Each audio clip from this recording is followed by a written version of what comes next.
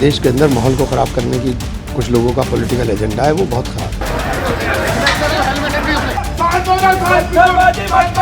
उसके लिए यूपी का शासन व प्रशासन पूरी तरह से जिम्मेवार है।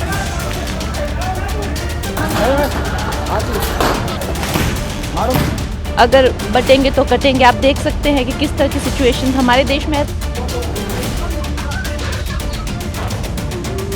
इस तरह की बातें करके क्यों हमारे बीच में, हिंदू मुसलमानों के बीच में एक टेंशन पैदा किया जाता है। चुनाव के चर्चा न हो पाए, हमारी आपकी प्रयत्न आवाज है, इसलिए जानबूझ करके तुम्हें सर्वे की समाजवादी पार्टी को लोकतांत्रिक व्यवस्था में न्यायपालिका पर कोई भरोसा नहीं। अब देश बर्दाश्त नहीं करेगा जिस ढंग से उन्होंने हमला किया।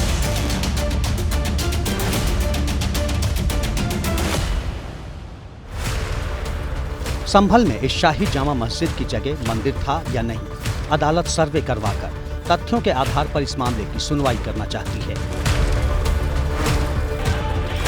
लेकिन हिंसा के बाद अब संभल में भी मंदिर मस्जिद वाली सियासत शुरू हो गई है।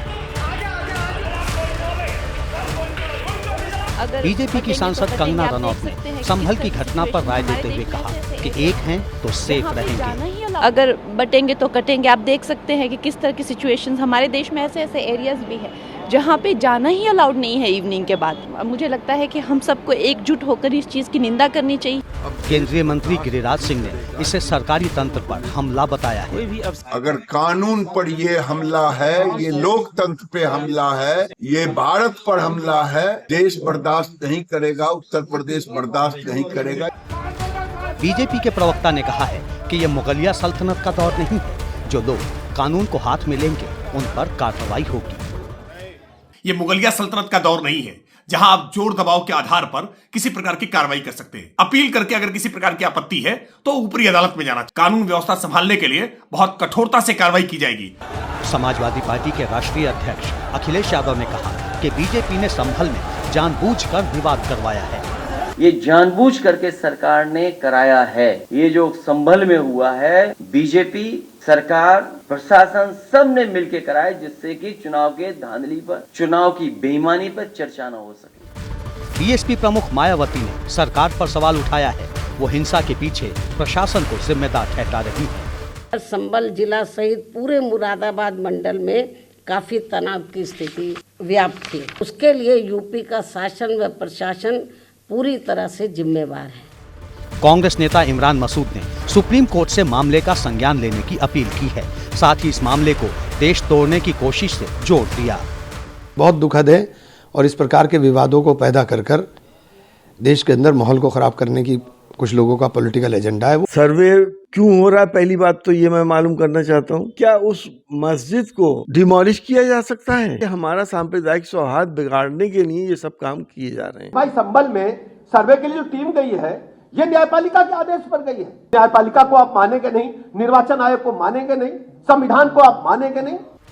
अरशद मदनी ने आरोप लगाया है कि मुसलमानों को नुकसान पहुंचाने की कोशिश की जा रही है। ये हमारे मजहब को, जो हमारा हक है, उसको छीना जा रहा है। पहले बाबरी मस्जिद का मसला हो चुका है, फिर उसके बाद दूसरा मसला बनारस के अंदर चल रहा है। ये मुल्क के आने वाले दिनों के अंदर मुल्क के लिए बहुत तकलीफ दे चीज़। उधर बाबा बागेश्वर धाम धीरेन्द्र कृष्ण शास्त्री ने कहा है कि अगर वहाँ मंदिर है तो मंदिर बनना चाहिए।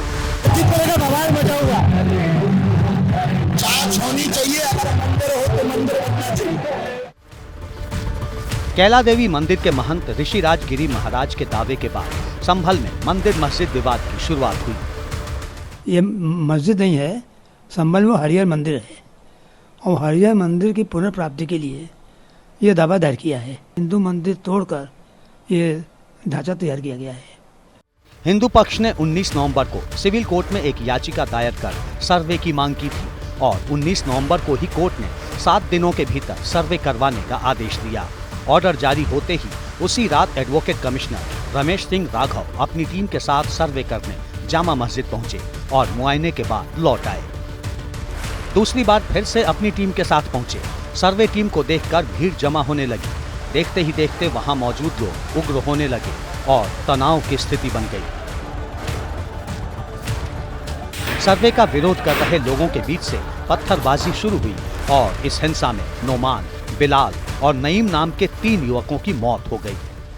सर्वे का काम है वो कोर्ट के आदेश से पहली बात तो हो रहा है। दूसरी बात यह है कि सर्वे का काम पीसफुली चल रहा था, अभी तक कोई भी दिक्कत नहीं आई थी।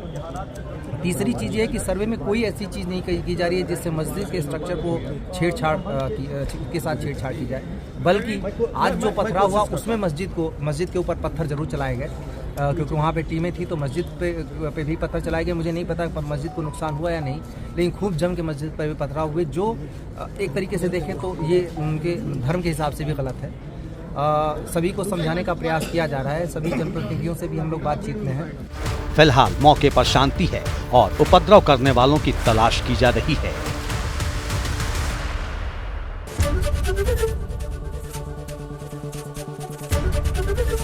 एबीपी गंगा, खबर आपकी, जुबान आपकी।